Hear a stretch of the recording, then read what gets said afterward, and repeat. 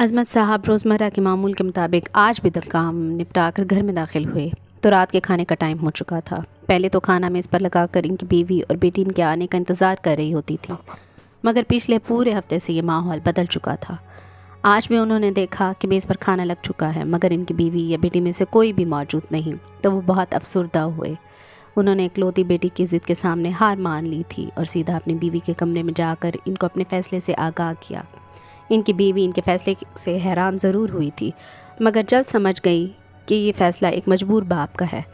عطیہ college کے پہلے سال میں تھی، نادان عمر تھی۔ سوشل میڈیا پر اس کی طلال نام کے ایک 35 سالہ شخص سے دوستی ہوئی جو انتہائی عیاش طبیعت کا مالک تھا۔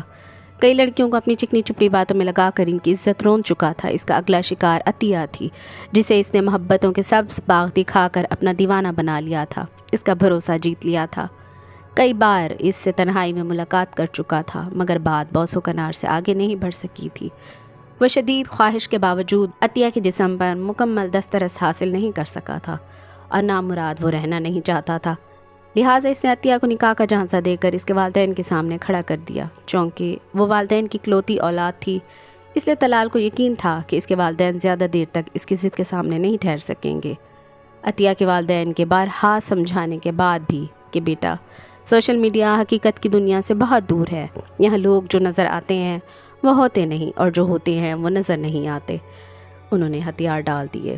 اسے ملاقات کے لیے بلایا۔ اپنا سارا منصوبہ بنا لینے کے بعد طلال مخصوص ٹائم پر عطیہ کے والدین سے ملاقات کے لیے پہنچ گیا۔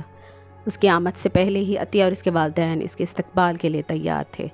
انہوں نے طلال سے اس کے گھر والوں کے متعلق تفصیلات مانگی تو طلال نے پہلے سے گھڑا ہوا جھوٹ سناتے ہوئے بتایا کہ وہ یتیم ہے۔ اس کے والدین کو دوران ڈکیتی مزاحمت پر مار دیا گیا تھا، وہ آج تک کمارا ہے۔ اپنے گاؤں کا پتہ سندھ میں بتایا، جہاں ایک وڈیرے دوست کے ذریعے پہلے ہی وہ اپنی اتنی ساکھ بنا چکا تھا کہ تصدیق کرنے پر لوگ اس کے خاطر جھوٹ بولنے کو بھی تیار تھے۔ عطیہ کے والدین نے طلال کو گھر داماد بننے کی شرط پر عطیہ کا نکاح اس سے پڑھا دیا۔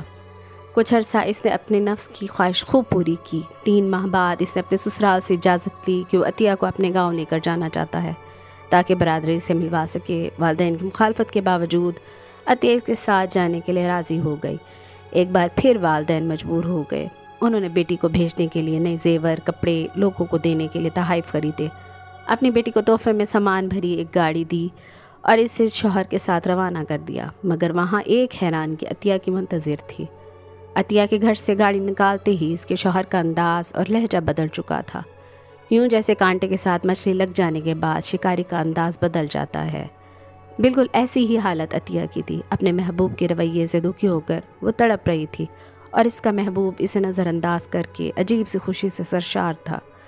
لمبا تھکا دینے والا سفر ختم ہوا اور گاڑی پنجاب ہی کے میدانی علاقوں میں دوڑتے ہوئے ایک گاؤں میں داخل ہو گئی، جہاں گاؤں کے باہر الگ تھلگ ایک پرانے گھر کے سامنے گاڑی رکی، جس کے بیرونی دروازے کی جگہ پر پردہ لٹکایا گیا تھا۔ طلال نے عطیہ کو نیچے اترنے کا کہا تو عطیہ نے سوال کیا، یہ ہم کہاں آ گئے ہیں؟ یہ سوال نظر انداز کرتے ہوئے غصے سے کھینچ کر عطیہ کو گاڑی سے نکالا اور گھر میں داخل ہو گیا۔ گھر میں داخل ہوتے ہی 3 بچے اس کی طرف ابو آ گئے، ابو آ گئے کہتے ہوئے دوڑے۔ ان کے پیچھے 40 سال کی ایک خاتون بھی نکلی، جس نے عطیہ کو سوالیہ نظروں سے دیکھتے ہوئے طلال سے پوچھا، یہ کون ہے؟ تو طلال نے جواب دیا، تمہاری نوکرانی ہے، پڑھی لکھی نوکرانی۔ عطیہ حیرانگی میں ڈوبی، یہ سب دیکھ رہی تھی اور اس کے ذہن میں قرآن کی آیت کا مفہوم آ رہا تھا، یہ دنیا محض دھوکے کے سوا اور کچھ بھی نہیں، اور بے شک انسان خسارے میں ہے۔ یہ دنیا نہ جانے کتنی ہی ایسے واقعات سے بھری پڑی ہے۔ اے اللہ، ہم سب کو روشنی اور سمجھ عطا کر جس سے ہم صحیح اور غلط کا اندازہ لگا سکیں اور بہتر فیصلے کر سکیں، آمین۔